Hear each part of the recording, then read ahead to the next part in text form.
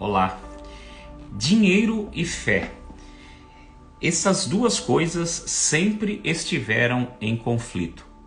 Porque existe um grupo que diz que aqueles que amam a Deus devem de alguma forma renunciar a qualquer tipo de bem material, deve se desapegar de toda situação de desejo material. E tem aquele grupo que diz que a bênção de Deus, uma das formas de Deus mostrar a sua presença conosco, seria nos abençoando financeiramente. E eu comecei a meditar um pouco e fazer uma pergunta: quem foi o homem mais rico de toda a história? O homem mais rico de toda a história, todos sabemos que foi o rei Salomão.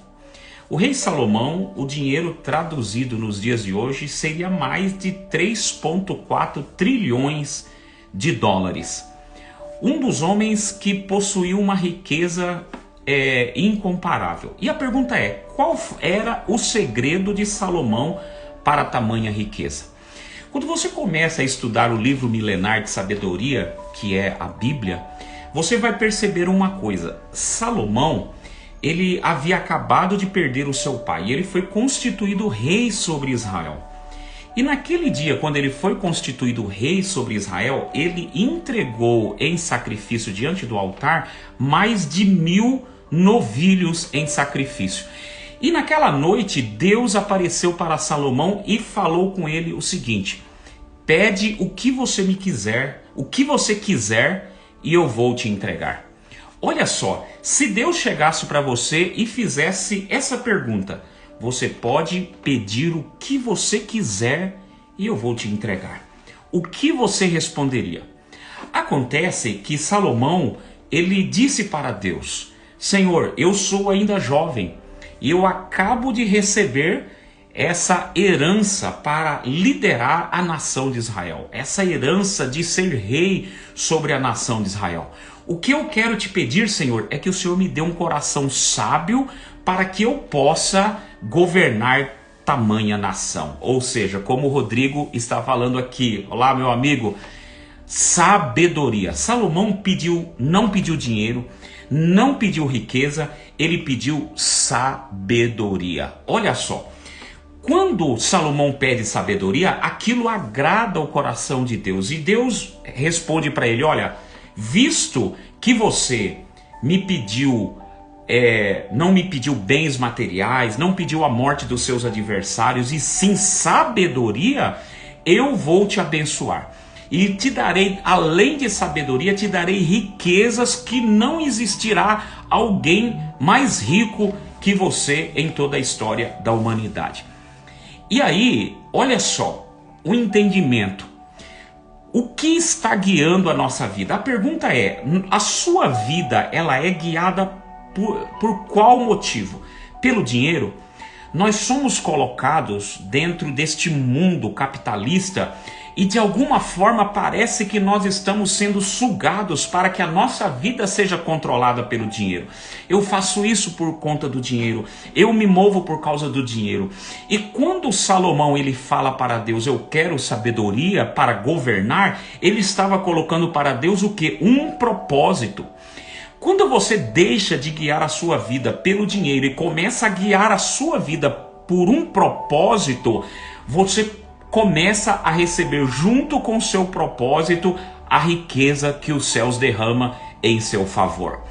Existem muitas pessoas que vivem correndo atrás do dinheiro e quanto mais elas correm, mais o dinheiro foge delas. Então, nós precisamos entender qual é o propósito supremo da nossa vida aqui. Por que Deus colocou você na terra? Quando terminar esse breve fôlego de vida, que é alguns mais, outros menos, 80, 100 anos, o que você vai deixar de legado aqui? O que você construiu aqui? O que você entregou para a humanidade? Então isso traz resposta ao seu propósito. Quando você olha para a história bíblica, você vai ver homens que viveram por um propósito. Você vê um Abraão que viveu por um propósito de edificar uma nação. Você vê um José no Egito que viveu por um propósito de auxiliar e salvar a nação de Israel para que eles não morressem naquele período de fome. Moisés com o propósito de tirar a nação da terra do Egito. Quando você olha para o rei Davi, você vê ele como um propósito de defender a nação de Israel e de cumprir um grande propósito eterno de Deus. E de trazer, a partir da geração de Davi, nasceu o próprio Jesus, que é chamado a raiz de Davi. Então, a sua vida tem um propósito na terra. Mas quando você governa a sua vida pelo dinheiro, você se esquece do propósito. E quando Salomão chega para Deus e diz assim: olha, eu quero sabedoria para cumprir o meu propósito. Naquele exato momento Deus falou: olha, agora eu vou abrir as janelas dos céus e vou te dar uma bênção tamanha que além de sabedoria você vai ter riqueza, você vai ter dinheiro.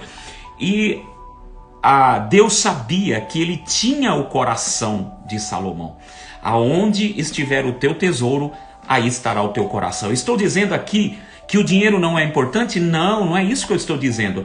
Eu estou dizendo que o seu coração não deve ser governado pelo dinheiro. O nosso coração não deve ser governado pelo dinheiro. Então todas as vezes que eu olho para os céus, eu digo: Senhor, eu quero cumprir o meu propósito na terra. Mas para cumprir um grande propósito, eu vou precisar também dos recursos, porque os recursos financeiros vai potencializar o seu propósito. Muitas vezes as pessoas falam assim: eu não quero dinheiro porque o dinheiro vai fazer com que eu me perca. O dinheiro só vai potencializar aquilo que você já é.